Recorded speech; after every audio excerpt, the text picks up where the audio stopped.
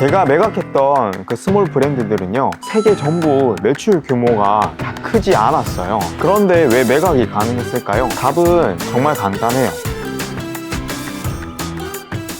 부업으로 쿠팡 그로스 가볍게 시작하다가 정말 큰일 납니다. 지속성 관점의 시작 방법, 이거에 대해서 한번 설명해 주시죠. 제가 4년 동안 이거 했잖아요. 근데 가볍게 시작하시는 분들 중에서 지금까지 살아있으신 분들이 없거든요. 다 원래 본업하러 다 돌아가셨어요. 처음 기획, 그거부터 진짜 잘하는 게 중요해요. 그래서 제가 스몰 브랜딩 하고 3번 매각했던 방법들에 대해서 오늘 한번 낱낱이 말씀드리겠습니다. 이 스몰 브랜딩 매각은요, 규모의 단계가 아니라 준비의 단계거든요. 제가 매각했던 그 스몰 브랜드들은요, 세계 전부 매출 규모가 다 크지 않았어요. 그런데 왜 매각이 가능했을까요? 답은 정말 간단해요. 그 수요자들이 많은 그런 그런 곳을 공략했기 때문이라고 저는 생각하거든요. 그래서 평균적으로 매수 가능한 금액을 잘 고려했던 게 적중했던 것 같고요. 어떻게 매각 가격을 산정하는지에 대해서 좀 설명해 드려 볼게요. 매각 금액을 결정하는 공식은 생각보다 단순해요. 6개월에서 12개월의 순수익 곱하기 멀티플,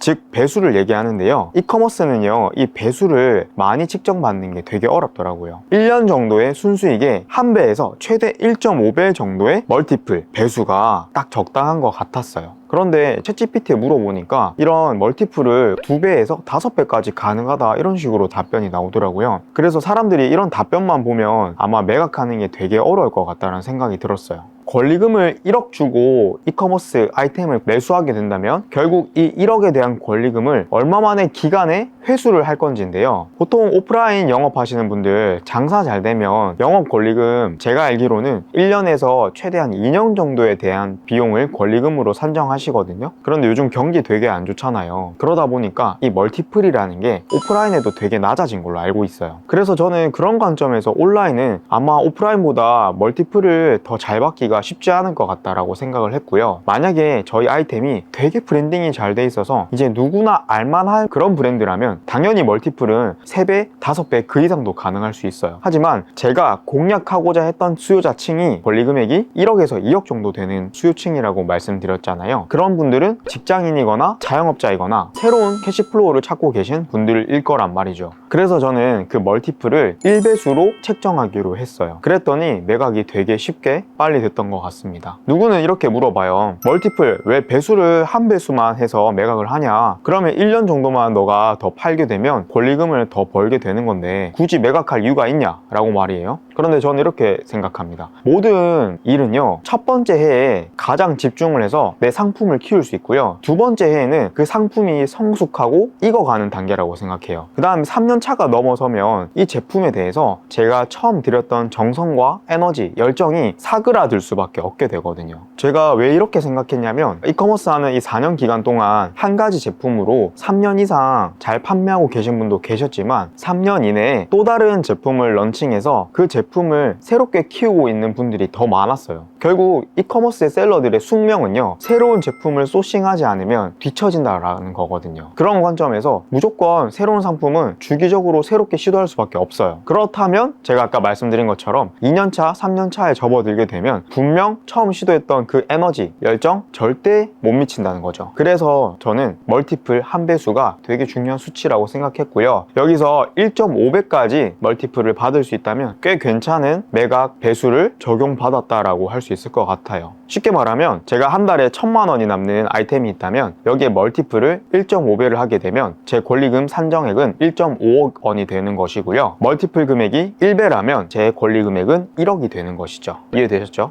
그래서 이 멀티플 금액은 1배수에서 1.5배수인데요. 그 앞에 변수가 하나 더 있었잖아요. 6개월에서 12개월의 순수익 곱하기 멀티플이 권리금이 된다 아까라고 했었는데요. 6개월에서 12개월의 순수익을 산정을 잘하게 되면 사실 권리금액이 조금 더 올라갈 수 있는 확률이 높아지게 되는 것이죠. 저희 브랜드를 사기만 하면 1년 정도 안에 원금을 다시 회수할 수 있다는 생각을 했었을 거기 때문에요. 그리고 인수하는 측면에서도 한번 고려를 해봐야 되는데요. 인수하시는 분들은 권리금액을 1억 주고 예를 들어 인수를 했다면 그때부터가 최초의 1년이 되는 거잖아요. 그러면 이 제품에 대해서 대해서 더 발전시키고 더 가속화시킬 수 있게 되는 부스트를 얻게 됐다고 저는 생각하거든요. 그래서 인수하는 분들도 자본이 조금 더 넉넉하시거나 이 제품에 대해서 더 발전시킬 수 있는 역량이 있으신 분이라면 저희 브랜드를 판매하고 나서도 저희 제품이 훨씬 더 빠르게 더 성장하는 모습도 뒤에서 바라보게 되는데, 가끔 그런 거 보게 되면 좀 배도 아프기도 한데 그래도 잘 되는 게 더 보기 좋고 저도 뿌듯하고, 인수하셨던 분도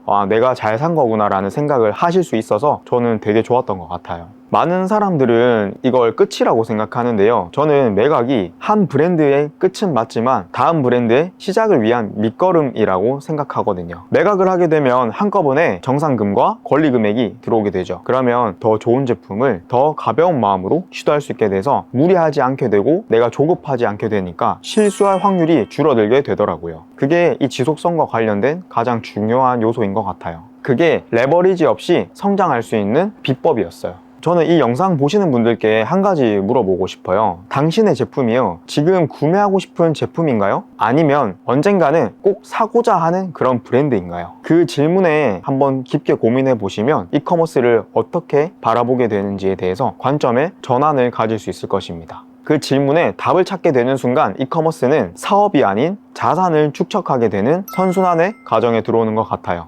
초보자들의 가장 흔한 실수죠. 싸게 팔고 나중에 판매가를 올린다. 그렇게 하면 절대 브랜딩이 될 수 없습니다. 또 한 가지 스몰 브랜드의 중요한 거는요, 리뷰에도 스토리가 있어야 돼요. 그러니까 반복된 리뷰에 같은 이야기를 담고 있어야 되거든요. 이 제품이 어떻게 좋은 것인지에 대해서 매우 명확하고 동일하게 반복된 구조로 나와줘야지만 고객들 입장에서는 이 제품이 뭔가 이 특별한 제품이고 어떤 가치를 주는 제품이구나 라고 인식을 하게 됩니다. 그래서 여러분들이 처음에 상품 런칭 할 때 체험단 리뷰 이런 거 되게 많이 하시는데, 다양한 리뷰 많이 쓰시는 것보단 한 가지 소구점을 잡아서 그 소구점에 대한 리뷰를 10개 정도만 쌓아도 사실 효과가 크거든요. 그런 식으로 체험단을 하시는 걸 추천드립니다. 여러분들이 이커머스를 어떻게 생각하느냐에 따라서 재고를 반복해서 파는 구조가 아니라 가치를 축적하는 구조로 바뀔 수 있게 됩니다. 이커머스 1년만 하고 욕하고 그만둘 게 아니라면 오늘 제 얘기가 꼭 기억되셨으면 좋겠습니다. 이것이 바로 지속할 수 있는 이커머스라고 저는 생각합니다.